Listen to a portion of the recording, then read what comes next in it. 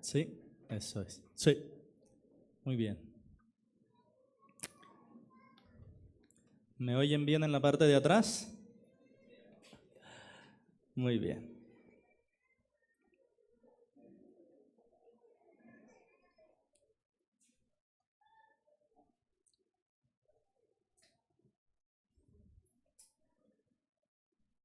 Las partes fundamentales de un escrito son inicio, nudo y desenlace.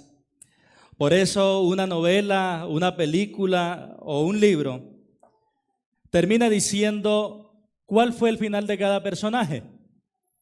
En el caso de los cuentos infantiles es común la frase "y vivieron felices por siempre". Sin embargo, hay algunos relatos que no cuentan su final. La parábola del hijo pródigo, por ejemplo, no dice la reacción que tuvo al final el hermano mayor. Termina solamente con las palabras del padre hablando así.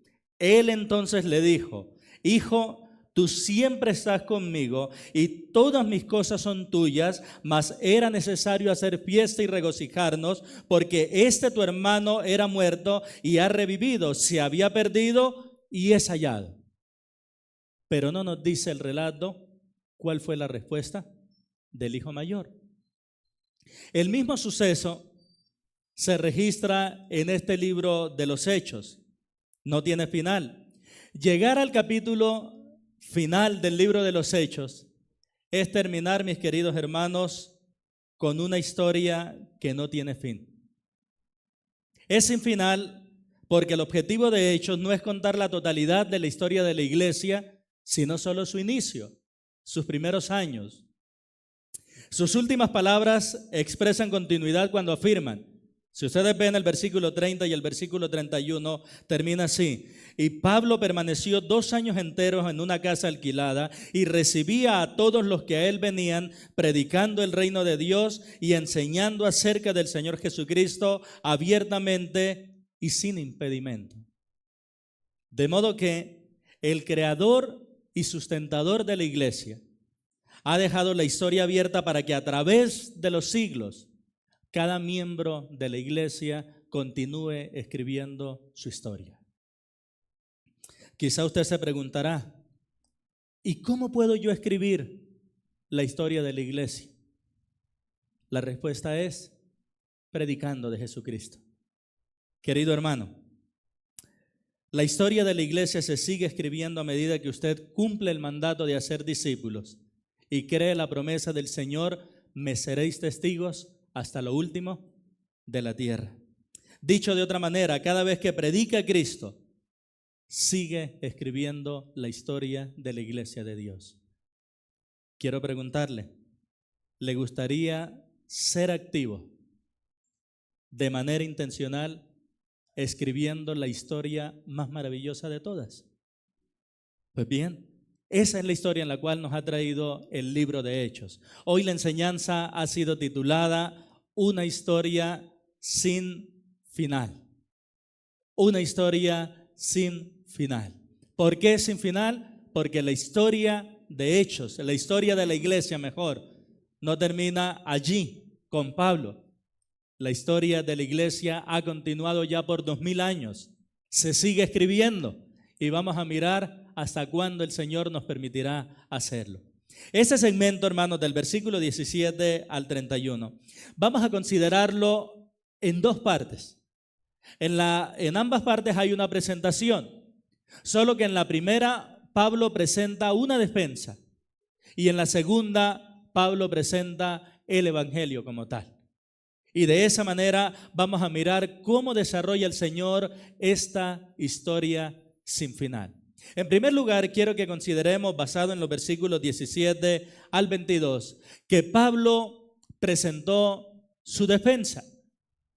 Pablo presentó su defensa. Pero ¿una defensa ante quién? Lo hizo, mis queridos hermanos, ante un grupo de líderes que él reunió, de los líderes judíos que él reunió para presentar su caso allá en Roma. Y a estos líderes judíos les habló qué dictaminaron o qué sentenciaron los romanos. Y también les habló ¿Cuál fue la causa que motivó a los judíos de Jerusalén para haber iniciado contra él este proceso? Cuando miramos los versículos 17 y 18, Pablo presenta su defensa, mostrando que los romanos confirmaron su inocencia.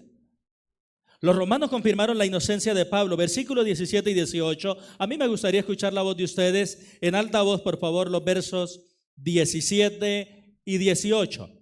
A la voz de tres. 1, 2 y 3.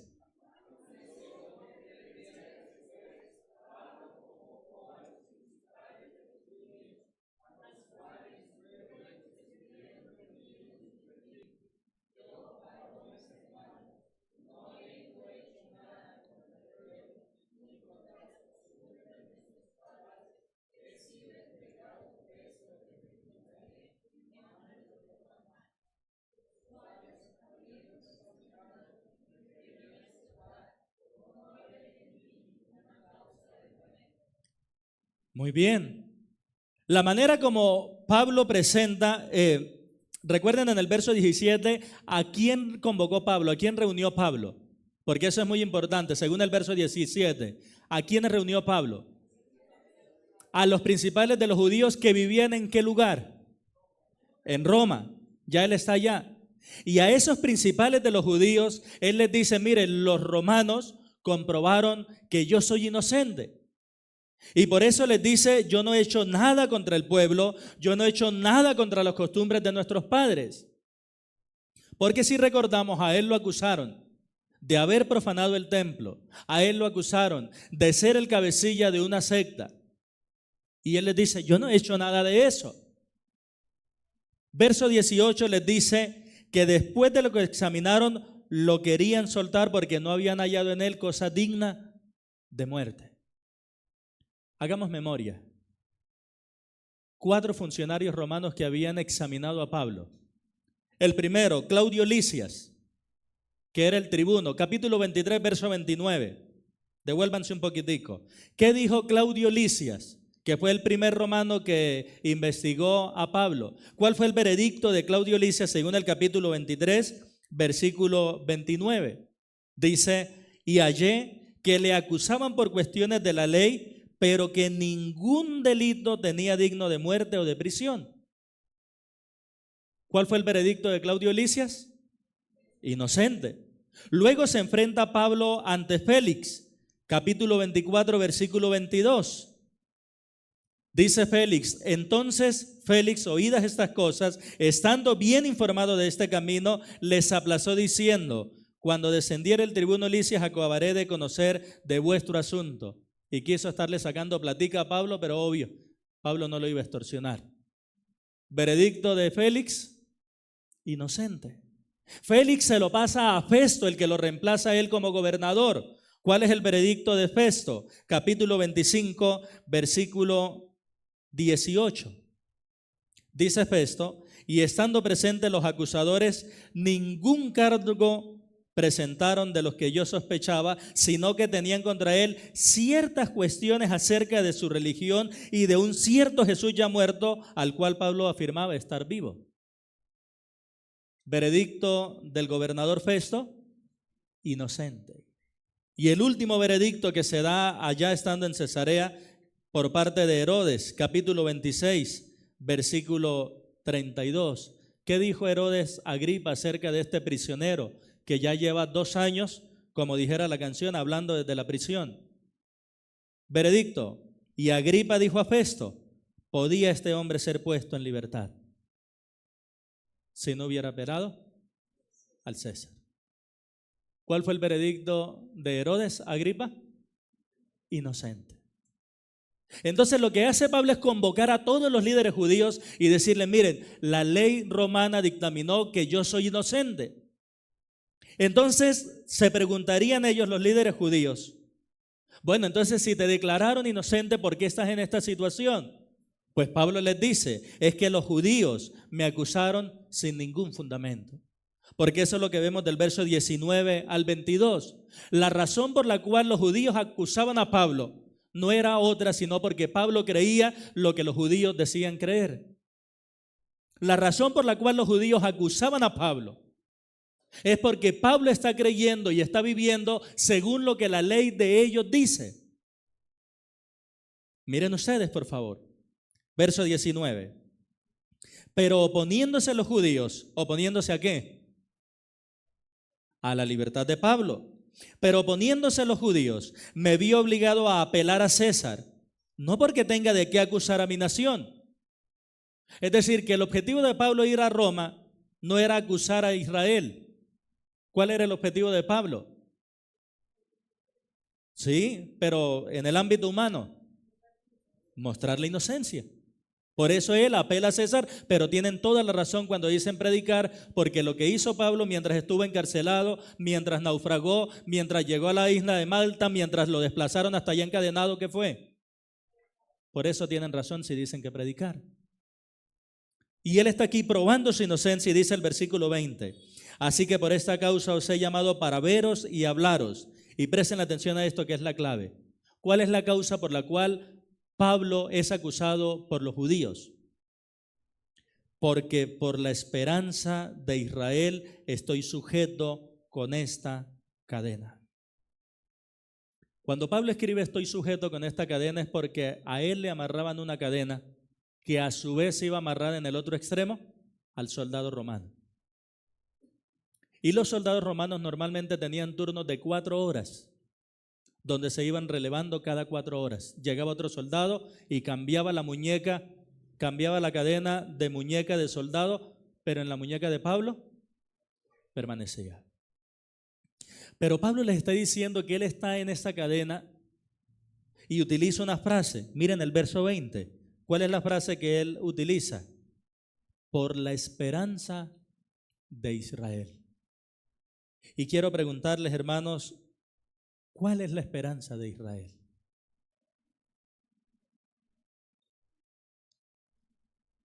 ¿Cuál era la esperanza de Israel? Piensen en los judíos del siglo I y de ahí para atrás. La esperanza de Israel era que iba a venir el Mesías, el Cristo, el ungido, el Salvador prometido desde Génesis, el Salvador que le prometieron allá a Noé, el mismo Salvador que le prometieron a Abraham, el mismo que le prometieron a David. ¿Y por qué los judíos esperaban que viniera ese Mesías? Porque Él les iba a dar vida, así como lo proclama Ezequiel en el Valle de los Huesos Secos, que sopló a los huesos y volvieron a la vida. Una prueba de ello. Recuerdan ustedes al profeta Daniel hablando en su capítulo 12, versículo 2. Dice el profeta Daniel, muchos de los que duermen en el polvo de la tierra. ¿Qué quiere decir cuando dice así, los que duermen en el polvo de la tierra? Serán despertados. Entonces, ¿qué quiere decir serán despertados? Muy bien. Muchos de los que duermen en el polvo de la tierra serán despertados, unos para vida eterna y otros para vergüenza y confusión perpetua. Mi querido, tú eres libre para decidir si crees o rechazas a Jesucristo. En lo que no tienes libertad es en la verdad de que un día tú vas a resucitar. Todos los seres humanos que hayan muerto resucitarán. Sean creyentes, sean incrédulos. Y cuando resuciten, hay 2 destinos. Dice Daniel, unos resucitarán para vida eterna y otros resucitarán para confusión y vergüenza. ¿De qué manera? Perpetua. Para ambos hay eternidad, creyentes e incrédulos. Para ambos hay resurrección, creyentes e incrédulos. Pero la diferencia está en el destino en el cual tú vas a llegar. Como nacemos siendo pecadores, el destino de todos nosotros los pecadores es la condenación. Pero Cristo murió en la cruz del Calvario para dar salvación a todo aquel que en Él cree. Por eso, aquel que deposita su fe en Jesucristo como su Salvador pasa de resurrección de condenación a resurrección de vida. Y si tú no has creído en Cristo, hoy es el día para que creas en Él y que sea cambiado tu destino eterno. Insisto, creas o no, vas a resucitar. Creas o no, va a ser para siempre. Pero puedes cambiar tu destino si pones la fe en Jesucristo como tu Salvador. Amén. Entonces, mis queridos, Pablo le dice que él es por causa de esa esperanza que tiene, la esperanza de que va a haber resurrección de los muertos. Y eso no es algo nuevo. ¿Recuerdan ustedes a Job? Job es uno de los libros más antiguos de la Biblia. Algunos catalogan que Job vivió más o menos a la par de Abraham. Y aún siendo Job un libro tan antiguo, dijo: yo sé que mi Redentor vive y al final se levantará sobre el polvo. Y esa esperanza de Israel es la misma esperanza que tenemos hoy. Ya no como algo futuro, sino como algo que sucedió. Nuestro Salvador resucitó y por Él nosotros resucitaremos para vida eterna. Mis queridos, Pablo dice: por la esperanza de Israel estoy sujeto con esta cadena. La respuesta de los líderes judíos, ¿cuál es? Verso 21. Entonces ellos le dijeron: nosotros ni hemos recibido de Judea cartas acerca de ti, ni ha venido alguno de los hermanos que haya denunciado o hablado algún mal de ti. ¿Por qué nadie había denunciado a Pablo y por qué no tenían cartas? Bueno, nos sirve recordar un poquito qué ocurrió. Recuerden que Pablo se vio envuelto en el naufragio porque él salió en época de invierno. Entonces él tomó uno de los últimos barcos que iban hacia Roma. Naufragó, el Señor le preservó la vida, pero pasó el invierno allá en Malta y después de Malta se fue en uno de los primeros barcos que iban a llegar a Roma. Por eso los varones, los líderes judíos le dicen: nadie nos ha dicho nada ni hemos recibido cartas de ti. Pero, verso 22, querríamos oír de ti lo que piensas, porque de esta secta, óiganlo bien, de esta secta nos es notorio que en todas partes se habla contra ellos.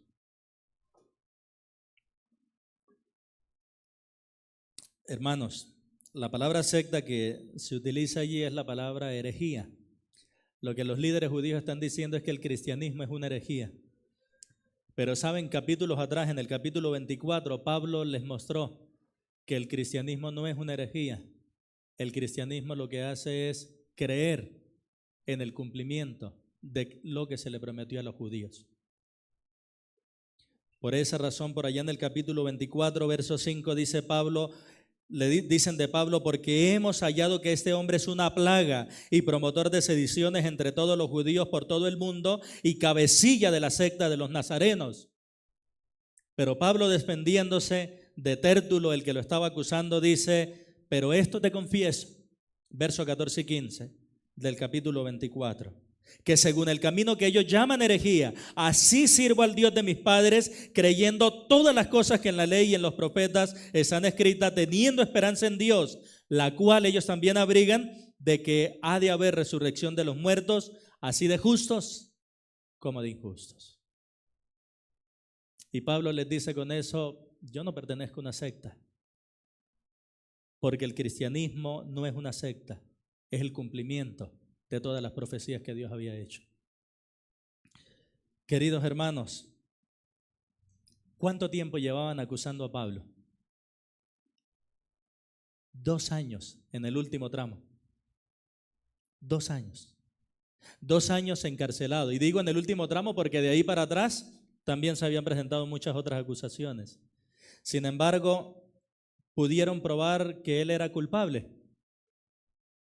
Pregunta con respuesta obvia: ¿por qué no pudieron probar que Pablo era culpable? Mis queridos, ¿qué nos enseña esto? Que el inocente siempre será inocente, aunque el mundo entero lo acuse. Mira, una de las presiones que hay que aprender a manejar en la vida es cuando se nos acusa de una manera injusta.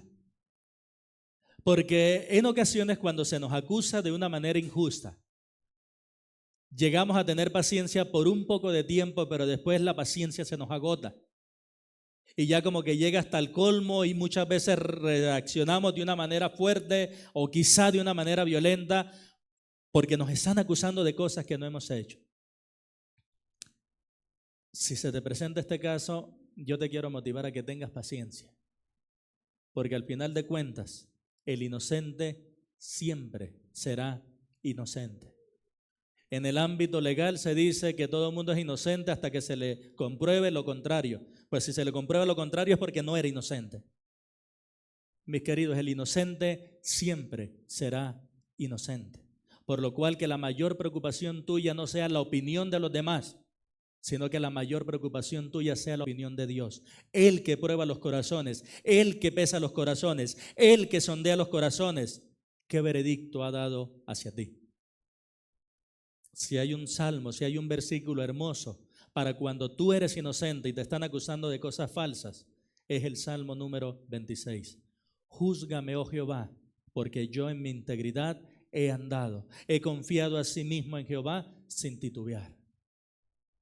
Aférrate a la promesa del Señor. Confía en que es el juez del universo, el juez justo. Y no tomes la justicia por tu propia mano. Porque al final de cuentas, el inocente siempre será inocente, aunque todo mundo lo acuse. ¿Amén? Muy bien. Pablo presentó entonces su defensa en estos versículos 17 al 22. Pero ahora, lo que hace Pablo con este grupo, y ahí agarro la voz de mi hermana Yesenia, lo que hace Pablo es presentar el Evangelio. Eso es lo segundo, que Pablo presentó el Evangelio. Ese Pablo no desaprovechaba ni media y tenía a los líderes judíos y viene el Evangelio. Pero, ¿qué enseñó Pablo del Evangelio?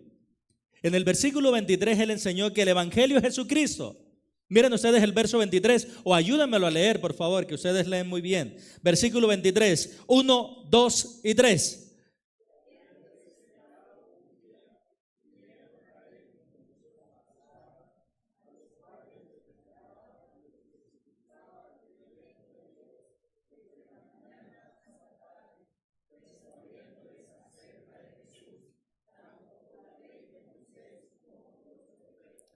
Miren que es maravilloso. Pablo está en una casa alquilada y Pablo aplica ese principio de que si yo no puedo hacer las cosas, yo busco de qué manera otros las hagan, pero de que las hago, las hago.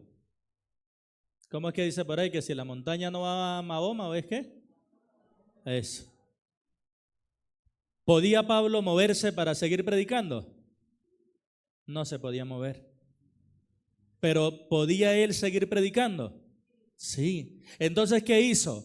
Convirtió su sitio de reclusión en una plataforma de predicación. Mi querido, cuando nos hallemos en una situación donde no nos podamos mover, una cama, una camilla en el hospital, cualquiera de esos lugares, transformémoslos en plataformas de predicación. Siempre aprovechando cada oportunidad para testificar que Jesucristo es el Salvador. Tomando las palabras de Pablo, que instes a tiempo y fuera de tiempo. Mira lo que dice el versículo 23. Él le señaló un día y vinieron a él muchos a la posada. Ya no solamente estaban los líderes. Ahora habían ¿cuántos? Muchos. Y a esos muchos dice que les declaraba. Y aquí nos muestra cómo es un proceso de evangelizar bien. La palabra declarar significa enseñar. Y después de declarar, dice que también les testificaba. Y les testificaba es declarar solemnemente. ¿Qué les testificaba? El reino de Dios. ¿Qué quiere decir eso? El dominio de nuestro Señor. Aquel reino donde Jesucristo es el Rey y llama a los hombres para que le sirvan. Y eso Él lo enseñaba, eso Él lo testificaba. ¿Cuánto tiempo según el versículo? ¿Cuánto tiempo según el versículo 23? Desde la mañana hasta la tarde. Continuamente estaba allí. Continuamente estaba allí. Parece que la vida de Pablo se resumía en dormir, predicar y orar.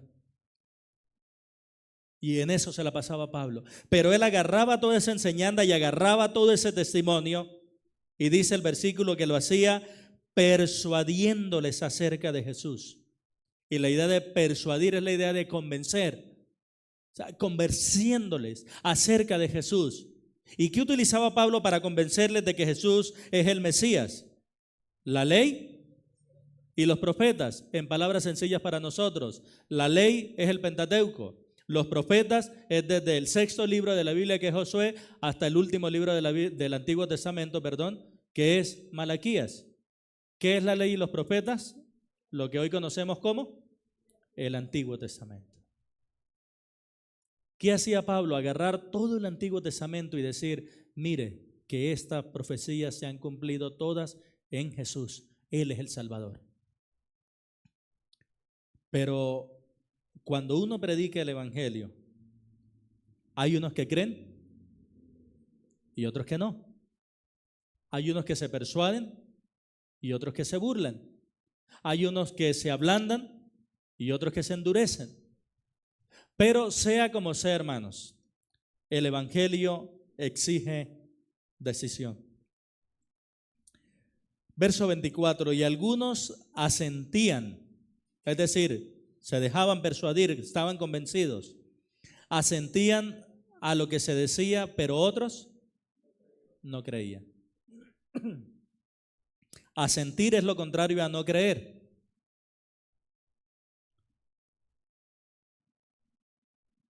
Y como no estuviesen de acuerdo entre sí, al retirarse les dijo Pablo esta palabra, y a mí se me hace providencial la manera como el Señor organiza las cosas.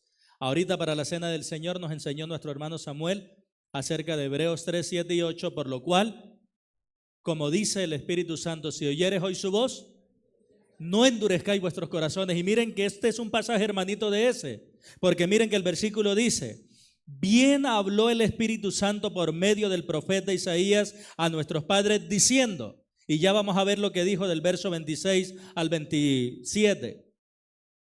Pero quiero que antes de leerlo, observen ustedes para cuando lo lean, que se va a decir tres partes del ser: oídos, ojos y corazón. Pero los oídos, no estos que están acá, los ojos, no estos que están acá, y el corazón, no este que está aquí y que bombea sangre. Se habla de los oídos, de los ojos y del corazón, hablando en el ámbito o en el término espiritual. Verso 27. Vamos a poner a las damas a que lean el 26 y el 27. Bien fuerte, damas. Verso 26 y 27. 1, 2 y 3.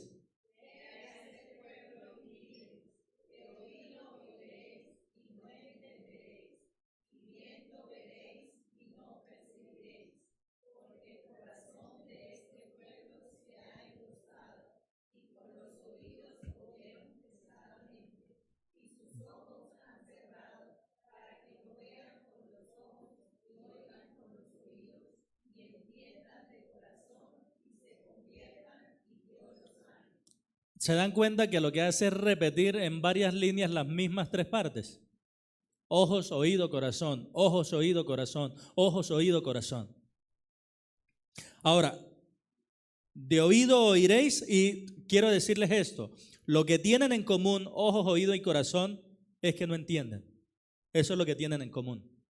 Que no hay una comprensión espiritual. ¿Qué ocurre con los oídos? De oído oiréis, ¿y qué va a pasar? Y no entenderéis. Entenderéis, la palabra entenderéis significa comprender hasta el punto de percatarse. ¿Qué quiere decir eso? Que no es solamente aquella persona que dice, ay sí, Jesús murió por los pecadores, sino aquella persona que interioriza esa verdad y dice, Jesús murió por mí. Y por eso cree y le acepta en su corazón. ¿Qué ocurre con los ojos? Verso 26. Y viendo veréis, ¿y no qué? Y percibiréis. De igual manera significa comprender el significado de algo. Es decir, con los ojos no entiende, con los oídos no entiende. ¿Por qué razón? Verso 27.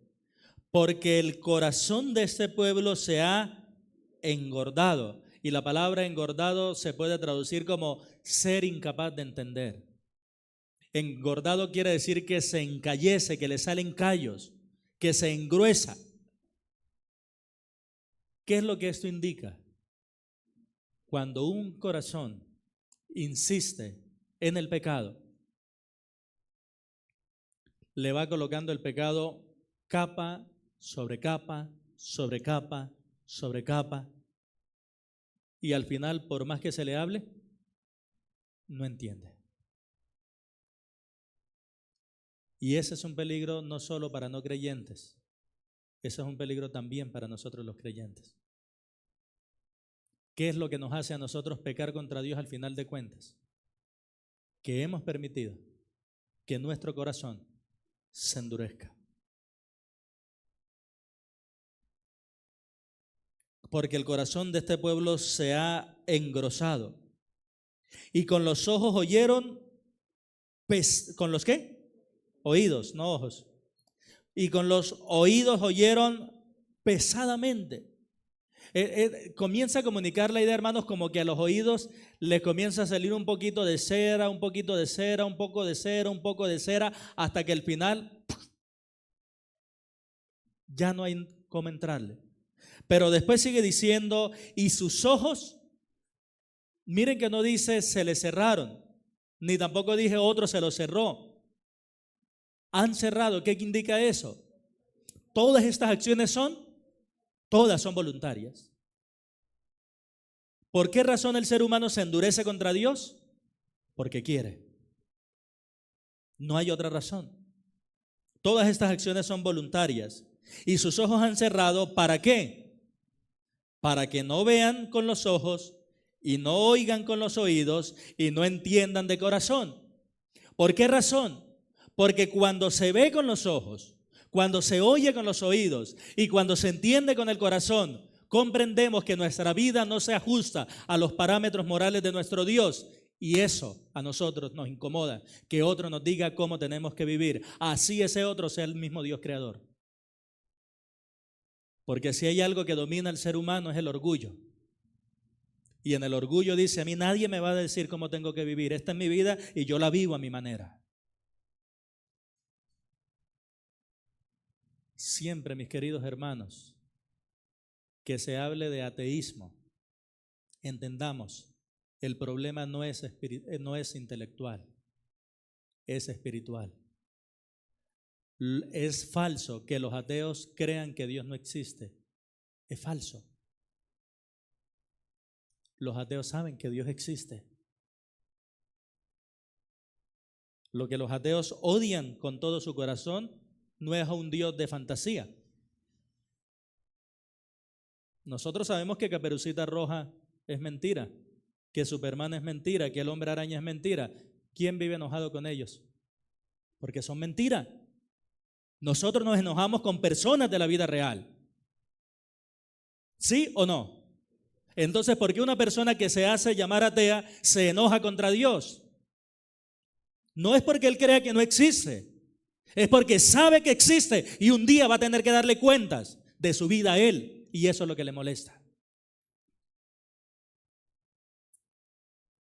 Pero quiero decirte que la única manera de vivir la vida que vale la pena es que tú abras tus ojos, es que tú abras tus oídos y es que tú abras tu corazón a Dios. ¿Qué va a ocurrir cuando tú hagas eso? Mira las últimas expresiones del verso 27. Dice el Señor, y se conviertan y yo los sane. El ser humano necesita convertirse para que pueda llegar a ser sanado. Si hay alguien aquí que no ha creído en Cristo, quiero decirle esto. Usted necesita convertirse para que Dios lo sane. De lo contrario, morirá en sus pecados. Y no hay necesidad de morir en sus pecados cuando Cristo, el Hijo de Dios, ya pagó por ellos en la cruz. De manera, hermanos, que el Evangelio exige decisión, ¿cierto? Pero también, mis queridos hermanos, sea cual sea la decisión del ser humano, el Evangelio avanza. Y eso es lo que Pablo deja claro acá. ¿Por qué les digo que el Evangelio avanza? Varones, voy a leerles antes de eso el 28 y el 29. Sabed pues, le dice a los líderes, que a los gentiles es enviada esta salvación de Dios y ellos oirán. Por eso hay salvos ahora en Colombia. Por eso hay salvos ahora en Ecuador. Por eso hay salvos ahora en Venezuela. Por eso hay salvos en todos los países del mundo. Porque el Señor prometió, los gentiles oirán y ellos sí van a creer. Y cuando hubo dicho esto, los judíos se fueron teniendo gran discusión entre sí. Llegaron como amigos, se van discutiendo. ¿Cuál es la causa? El Evangelio. Porque con el Evangelio es todo o nada. Varones, ahora sí. Verso 30 y verso 31. Los varones, a la voz de 3. Bien fuerte. Voz varonil. 1, 2 y 3.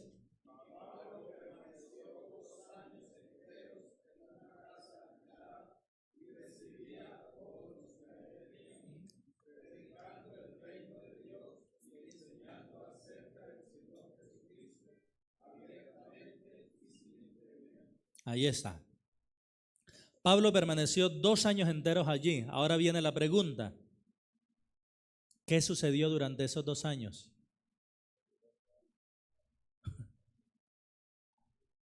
¿Qué creen que hizo Pablo 2 años encerrado en una casa y con personas visitándolos todos los días desde la mañana hasta la tarde?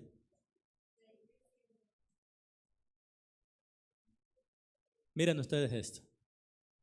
Escribe a los filipenses esto. Lo que nos dice, hermanos, es que en Filipenses 1:13, de tal manera que mis prisiones se han hecho patentes en Cristo en todo el pretorio y a todos los demás. Vamos a definir 2 palabras para comprender el versículo. La palabra patente significa que es algo claro, que es algo evidente, que hasta, diríamos en buen colombiano, hasta un ciego lo ve. Es algo obvio. Esa es la palabra patente. Y la palabra pretorio que se utiliza allí es para hablar de la guardia romana, los soldados romanos. ¿Qué es lo que está diciendo Pablo con esto? Que todos los soldados que lo estaban custodiando sabían que la única causa por la cual él estaba preso era Cristo. Mis prisiones se han hecho patentes en Cristo, dice el versículo. ¿Qué quiere decir? Que todos sabían que la causa por la que Pablo estaba allí era porque predicaba a Jesucristo. Mis queridos, en la cárcel Pablo tuvo una campaña masiva de evangelización. Entonces él dice, los soldados, capítulo 1 dice, los soldados ya saben que estoy preso. Pero ¿qué escribe 3 capítulos más adelante? Miren lo que escribe 3 capítulos más adelante, en el capítulo 4, versículo 22. Todos los santos os saludan. ¿Quiénes son los santos? Los creyentes. Todos los santos os saludan, pero especialmente les manda saludo a alguien. ¿Quién? Los de la casa de César. ¿Y quiénes son los de la casa de César? Los soldados.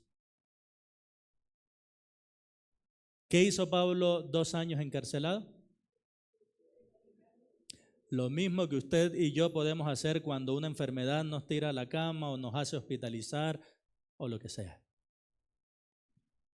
Lo mismo que podemos hacer usted y yo cuando por fuerza mayor nos toca quedarnos en un lugar y no podemos hacer más nada.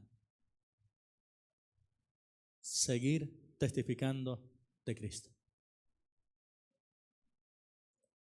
Si hay un motivo de gozo, hermanos, es cuando los creyentes llegan a un hospital y los enfermeros, los médicos lo identifican, ese es cristiano. Y en lugar de queja comienzan a dar ánimo a los demás. Eso es lo que Pablo registra o hizo allí. También en esos 2 años escribió Efesios, Filipenses, Colosenses y Filemón, imagínense. En esos 2 años. El evangelio avanzó venciendo tanto lo cultural como lo racial. Mire, el evangelio integró en un solo cuerpo a judíos, a los medio judíos, que serían los samaritanos, a los prosélitos, que eran los que habían abrazado el judaísmo, y a los gentiles, que no creían nada de eso. Como dice Efesios 2, de ambos hizo un solo cuerpo, derribando la pared intermedia de separación, aboliendo en su carne la enemistad.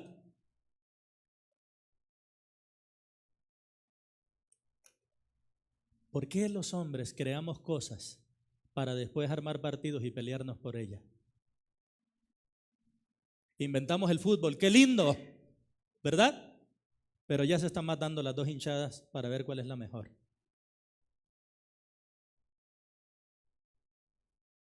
¿Por qué será que nosotros inventamos cosas y luego nos dividimos para pelearnos con ellas?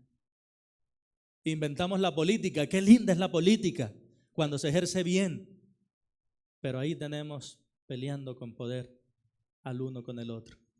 Y piensen en todo lo que nosotros creamos, y en todo lo que nosotros creamos siempre está el peligro latente de divisiones. ¿Por qué? Porque mientras el hombre esté en enemistad con Dios, siempre va a estar separado de sus semejantes. ¿Por qué razón nosotros nos podemos reunir cada domingo y no matarnos aquí a machete? Como vemos que ocurre en otros lugares donde se reúne gente recurrentemente, ¿o exagero? Se reúnen en una discoteca, no salen a cada rato muertos de discoteca. Se reúnen en un estadio, no salen heridos a cada rato de un estadio. No estoy exagerando. Es más, se reúnen en un bus y hasta allí, si no frena, ¿me va a llevar a la casa de su mamá? ¿Exagero o digo la verdad? ¿Qué es lo que hace que nosotros cada domingo nos estemos reuniendo acá? Y en lugar de odiarnos y en lugar de pelearnos, es como que el amor va creciendo y cada día más, y cada día más, y cada día más. Permítame decirles, no hay nada en nosotros. Es sencillamente que el evangelio transformó nuestra vida, nos permite estar en paz con Dios y por eso podemos estar en paz con los hombres. Esa es una de las inmensas bendiciones que tiene el evangelio. Ahora, observen lo que hizo Pablo estando ahí 2 años encerrado y cómo se utilizó toda esa dificultad para predicar, y aprendemos algo de allí, mis queridos. Es que las dificultades son oportunidades maravillosas para presentar el evangelio. ¿Por qué es importante tener esto presente? Porque cuando nosotros predicamos a Jesucristo desde la comodidad, está bien, nos van a escuchar y van a decir qué bien, y algunos creerán y algunos aceptarán.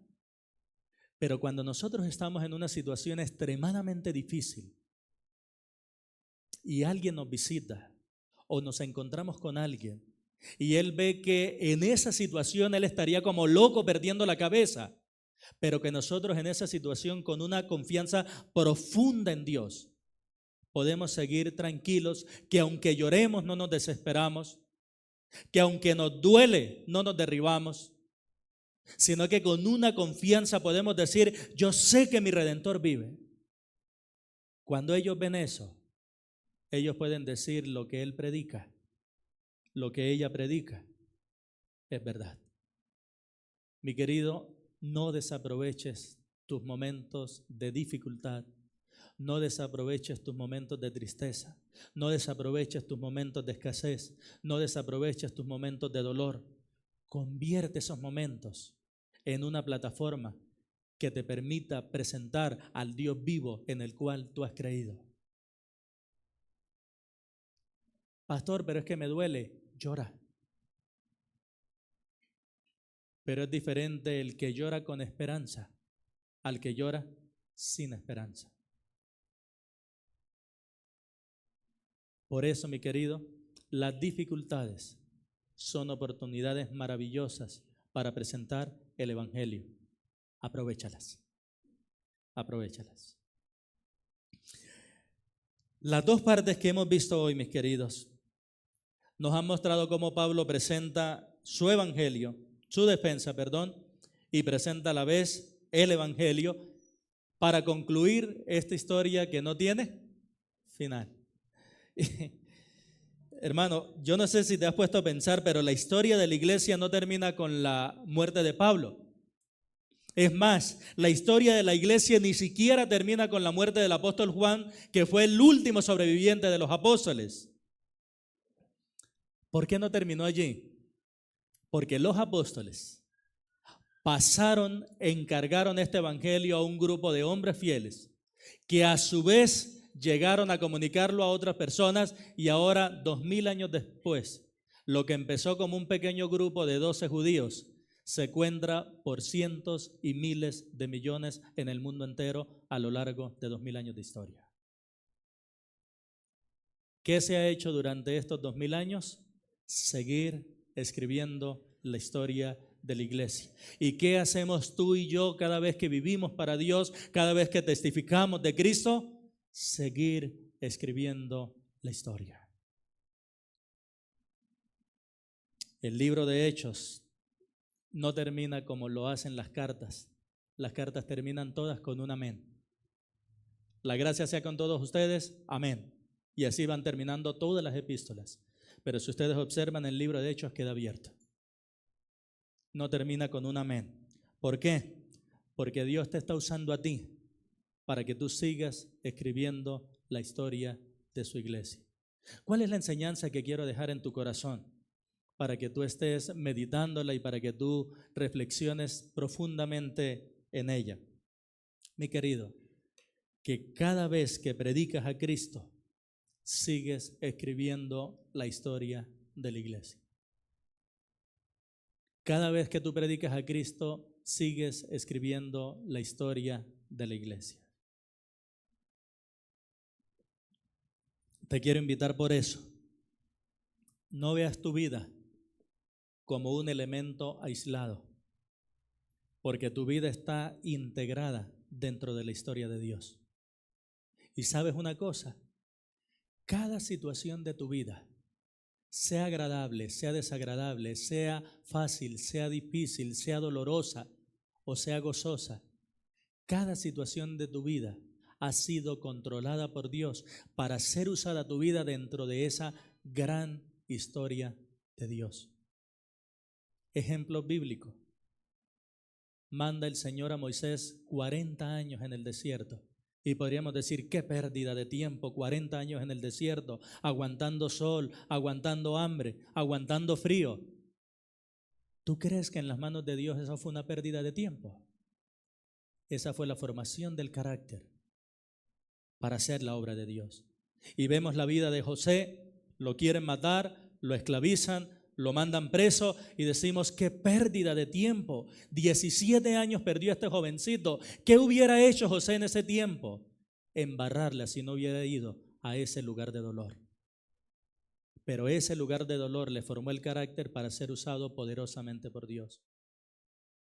Mira tu vida no como un elemento aislado, sino como integrado dentro de la gran historia de Dios. Y en esa historia, viviendo para esa historia, tu vida tiene sentido. Viviendo para esa historia, todas las situaciones tienen sentido. Porque piensa en la situación más difícil que tú hayas vivido. Piensa en los momentos más complejos que tú hayas vivido. Piensa en los momentos más desoladores, cuando más te has angustiado, cuando más has llorado. Y te hago la pregunta, ¿alguno de ellos te ha separado de Dios? Y nadie lo hará. Tu vida está en las manos de Dios, puedes confiar en Él y seguir escribiendo la historia bendita de su iglesia.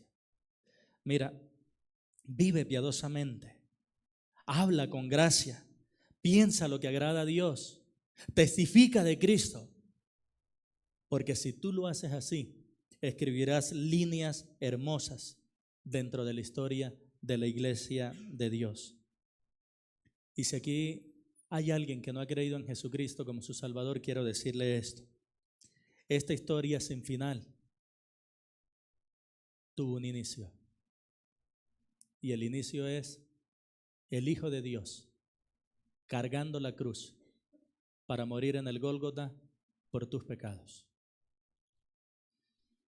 Cuando se lea tu parte dentro de esta gran historia de Dios, te quiero hacer una pregunta para tu reflexión. ¿Se contará de ti como uno de los que creyó en Jesucristo para salvación? ¿O como uno de los que rechazó a Jesucristo y siguió en la condenación? Hoy el Señor te llama para que tú creas en Él. Y si hoy el Espíritu Santo ha hablado a tu corazón, no endurezcas tu corazón. Humíllate ante Él y reconoce que solo en Jesucristo hay salvación. Si tú lo haces así, recibirás el perdón de tus pecados. Cree en Jesucristo y sé salvo. Vamos a orar a nuestro Dios.